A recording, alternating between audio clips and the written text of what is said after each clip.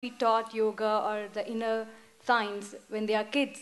So when do we actually start the process of thinking pure and not letting the impure thoughts into you? Where did you get this pure thought and impure thought business? Not me.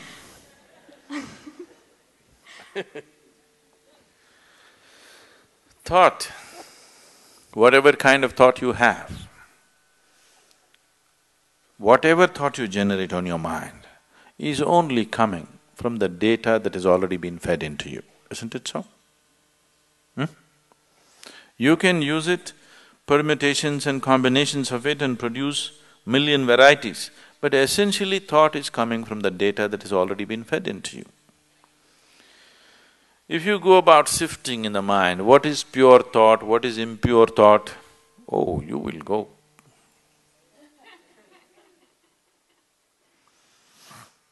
And if you're trying to curb the impure thought and produce pure thought, you've finished.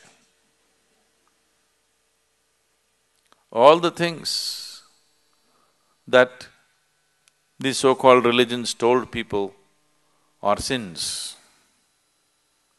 they have become the full-time activity of human mind. If they had just left them alone, everybody according to his inclination would have gone where he has to go. Now it's not like that, it's painted in everybody's mind because they said, this is a sin, do not think about it. Endlessly they're thinking about it. They're not even as free as dogs and cats are, human beings. Simply because somebody put this idea that there's something pure and impure.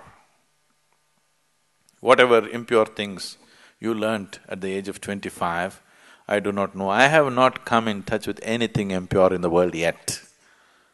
I don't know where you came in touch with all these impure things in 25 years.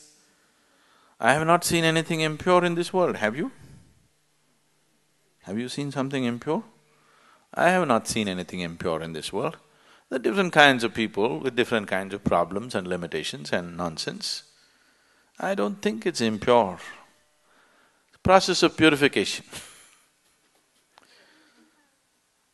In different stages of purity, I see people. And first of all, this idea of pure and impure is a very sick idea. There's just life around you. There's only life around you. If you're labeling certain aspects of life as pure and certain aspects of life as impure, there is a serious problem. I want you to understand this problem is far more serious than most people really look at. It is that serious. Right now, many religions and cultures on the planet have labeled the fundamental biology itself as impure. Yes? Yes or no? The basic biological processes themselves as impure. Sexuality is impure, a woman's menstrual cycles are impure. What the hell, you're born out of it, then you are also impure, everything in the world is impure, creation is impure. If you like that word, you can use it. But who are you to decide what is pure and impure? This is the way life is made, isn't it? It all depends on how you do what you do, isn't it? With how much awareness you approach it. The same things can become beautiful, the same things can become ugly, depending upon who is doing it and how he is doing it, isn't it so? Yes. Something as simple as eating. Eating can be a beautiful experience, not just for nourishment, even as an experience, it can be a beautiful experience. Somebody eats like this, you just look at that back. Everything can be done like this, isn't it so? Who is doing it? How it is being done?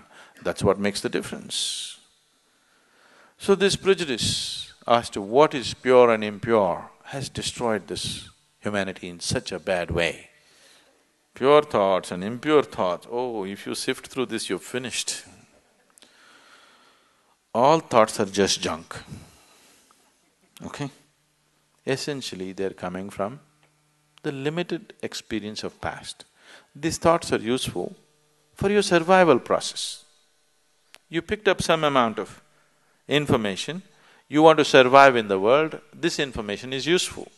If you're looking at life itself, these thoughts are meaningless.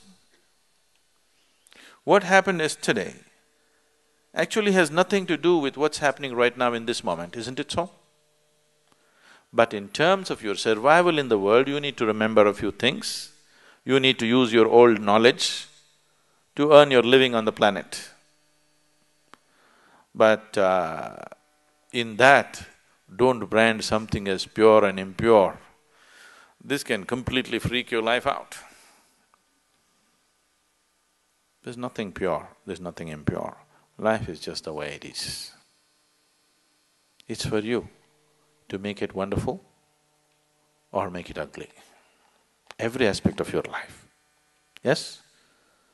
Every aspect of your life. You can either make it beautiful or you can make it ugly.